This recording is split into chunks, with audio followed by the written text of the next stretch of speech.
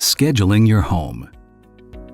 If you want appliances to work automatically on their own without you having to manually switch them on and off, then you'll love schedules. To get started, tap the schedule icon.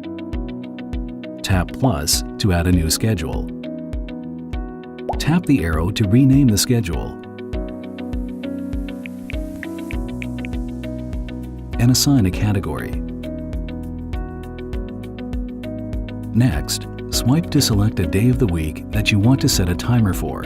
Then tap plus to create a new timer. Choose any automation or action in the menu. Then tap Next. Then tap a point on the clock to add a time frame. Drag to set your start and finish times. You can set multiple time frames in one day.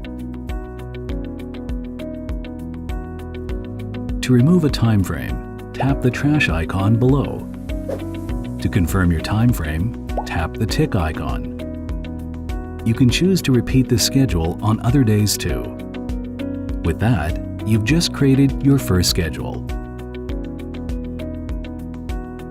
Deleting a timer. Deleting a timer is easy. Tap the settings icon. Then tap the delete icon on the timer you want to remove. You can also delete the entire schedule by tapping the trash icon on the top.